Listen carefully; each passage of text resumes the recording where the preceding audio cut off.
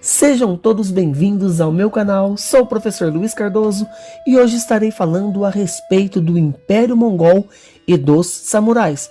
Caso você não tenha conhecimento o que foi esse grande império e quem foram os samurais, fiquem ligados aí, pois estarei trazendo grandes informações e muitas curiosidades. Começaremos falando do Império Mongol, a história de Genghis Khan, que foi o líder desse grandioso império. Para se ter uma ideia, esse fundador, ele criou um território mas tão avançado que ia do Mar da China ao Cáucaso com tanta rapidez. Ele e seu terrível exército realizaram uma série de massacres, matando milhões de pessoas e devastando áreas enormes. Vale lembrar que os mongóis eram nômades. O que isso quer dizer? Pessoas que não têm uma casa fixa, ou mesmo um local. Eles ficam de um lugar para o outro vagando e ficando em suas tendas. Seu exército era muito forte e ágil. Os guerreiros usavam escudos, elmos e lanças de metal, além de arcos e flechas. Com certeza você deve conhecer a Muralha da China, uma das mais belas construções feitas até hoje.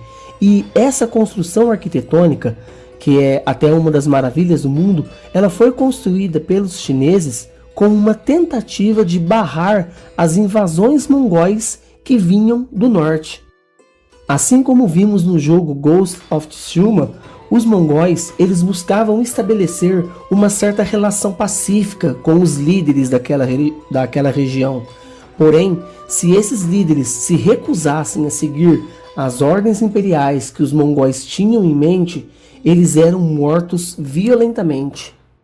E você sabia que a palavra mongol deriva das palavras mongo, mengo e mong?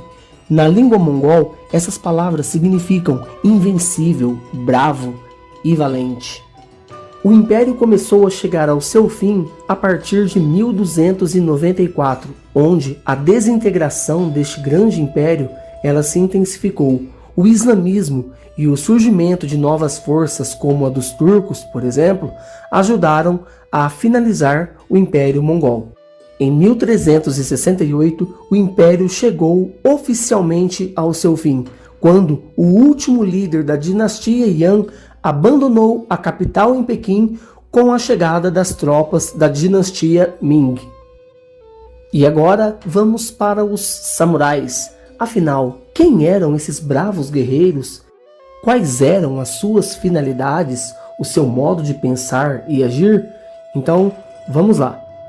Os samurais, eles integravam a ordem guerreira feudal do Japão, durante o período conhecido como Shogunato, o qual ele se prolongou por quase 8 séculos, mas precisamente vamos dizer aí entre os anos de 1100 até 1867.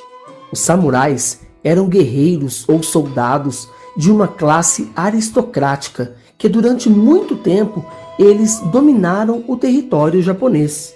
Tanto que, se tratando do Japão de um país feudal, no qual foi o tempo destes samurais, nós podemos ver que o Japão era totalmente diferente do Japão que nós conhecemos de hoje, onde é um país totalmente industrializado, cheios de tecnologia. Não, era um país que vivia à base da agricultura.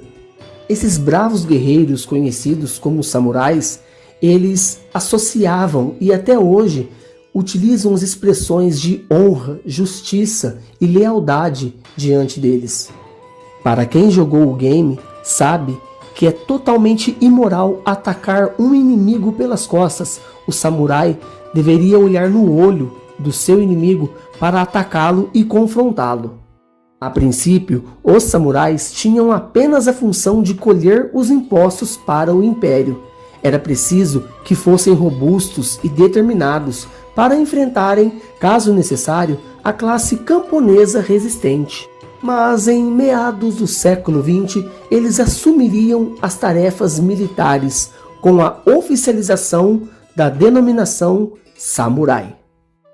Então, a partir daí, esta categoria foi conquistando cada vez mais um status social maior, enquanto se preservou A ditadura militar no Japão, substituída no século XIX pela restauração Meiji, que provocou uma profunda transformação nas engrenagens políticas, sociais e econômicas nipônicas, onde já chega bem próximo ao Japão que conhecemos hoje. Os samurais tinham uma honra e um orgulho inquebrável, o que levavam eles muitas vezes a cometer o suicídio honroso, conhecido entre eles como seppuku, no qual optavam pela morte em lugar de uma existência desonrada. Nessa ocasião, uma faca utilizada cerimonialmente para se pôr fim à vida, um recurso orgulhoso e pleno de dor. Ao final do período de domínio dos Tokugawa, os samurais haviam se transformado em apenas mero burocratas da aristocracia. Assim, eles foram submetidos aos daimyo, senhores feudais que eram mais temidos nessa época, quando suas espadas passaram então a ter um fim apenas cerimonial. Em 1868, com um evento histórico notabilizado como Restauração Meiji, a casta dos samurais foi extinta e substituída por um exército nacional ao estilo dos ocidentais. Mas a tradição samurai, por exemplo, não morreu e continua viva não só entre os japoneses, mas em pleno ocidente até os dias de hoje. Então, espero que tenham gostado. Caso não são inscritos no canal, se inscrevam, deixe o like, que eu ficarei extremamente honrado, assim como os nossos queridos samurais. Forte abraço e até mais!